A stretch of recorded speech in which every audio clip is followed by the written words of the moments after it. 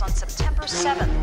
You can't have that kind of and not have the FBI, the DEA, and the local police giving you pictures.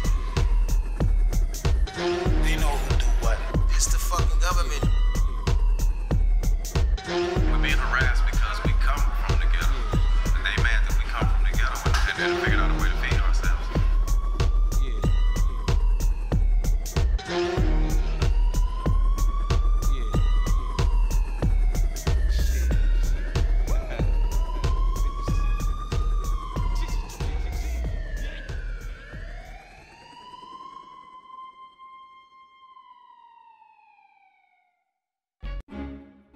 Back in New York, the media attention surrounding the Murder Inc. indictment was at an all-time high. In response, Irv Gotti decided to hold a press conference to change the name of Murder Inc. to a less controversial The Inc. Hip-hop heavyweights like Leor Cohen and Russell Simmons were on hand to lend support. I'm cool with telling everyone here, I'm a good person, y'all. I know y'all read a bunch of things, don't believe it. I do what's right and was raised by a lot of good people, and I always am on the side of right. A lot of what I get criticized and blamed for is because I help my dudes, man. My dudes that come home, they do 10, 15 years in jail. You know what I'm saying? And a lot of times I'm getting blamed. I feel I should be getting rewarded, man. I'm taking real dudes and giving them a job and a life that they ain't doing no crimes no more. But yet and still, they look at me, you know, Murder Inc., Irv Gotti, they think I'm building the army of criminals. It's not the case. I'm doing a lot of good, man. I'm doing a lot of good. I tracked down Irv Gotti and his brother Chris outside a party. The federal indictment by the U.S. attorney was hanging over their heads. I was told they think we the new mafia. I have bigger problems than just the hip-hop police. My name's Irv Gotti, the boss of Murder Inc. What Irv apparently didn't understand that day was that in thinking his problems were bigger than the hip-hop police, he discounted the depth and complex nature of who they really were. The hip-hop police were not just local NYPD detectives, but a sophisticated combination of various law enforcement groups. The same groups that were targeting Murder Inc. records and Kenneth Supreme McGriff. It was clear that members of the United States Attorney's Office for the Eastern District of New York were looking deep into the criminal ties within hip-hop. Rosalind Moskoff and her office would not comment directly about any of the present cases that were referenced in Newsweek magazine. But the article did mention rumors that a particular probe was in conjunction with a Justice Department task force. The police department in New York City is now an interagency where CIA, FBI, military are all engaged at the highest level of the operations of this organization now. These kind of dossiers go to other agencies, other law enforcement, so they know if it's a hip-hop situation, who it might be. Where was that guy in that particular day? You know, when you interview somebody, you want to know what his alibi is. In trying to uncover more information about the so-called hip-hop police, I found a search warrant affidavit online for a drug stash house of Kenneth Supreme McGriff. It mentioned an NYPD detective working with the FBI, the IRS, and another law enforcement entity, HIDA.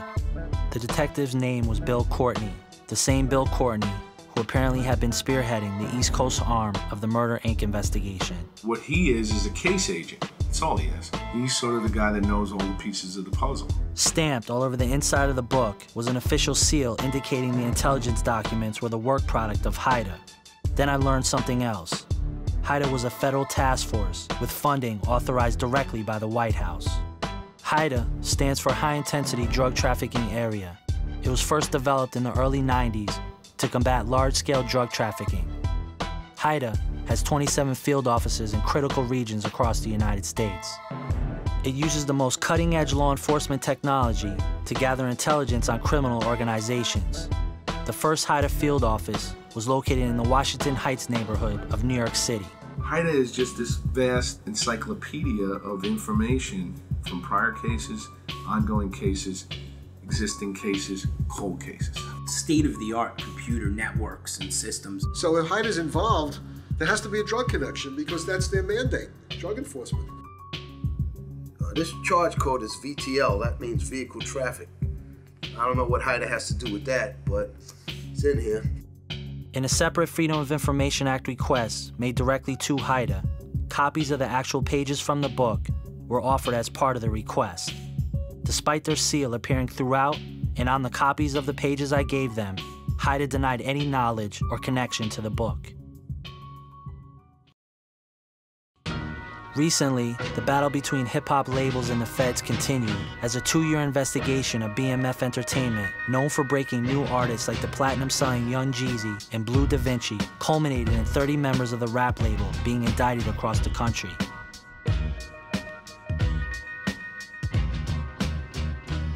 According to the DEA, officials seized over $3 million in cash and assets and over 2 kilograms of cocaine during the bust.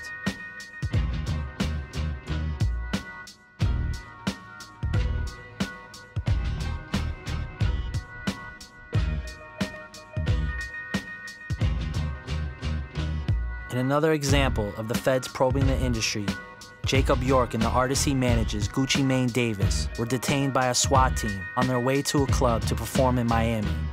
Members of the ATF, DEA, and FBI were part of the team that detained them for 1 full day. We're in a room in a federal building being detained.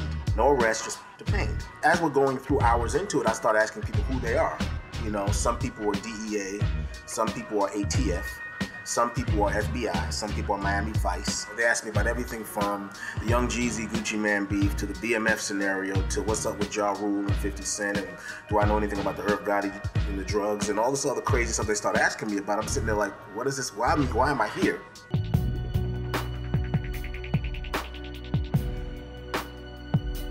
During the Little Kim investigation, there were so many people that were called before the grand jury, and so many people being questioned about so many areas, which really seemed to be outside the scope of the investigation itself. Little Kim is in jail right now because she lied at a grand jury, a federal grand jury.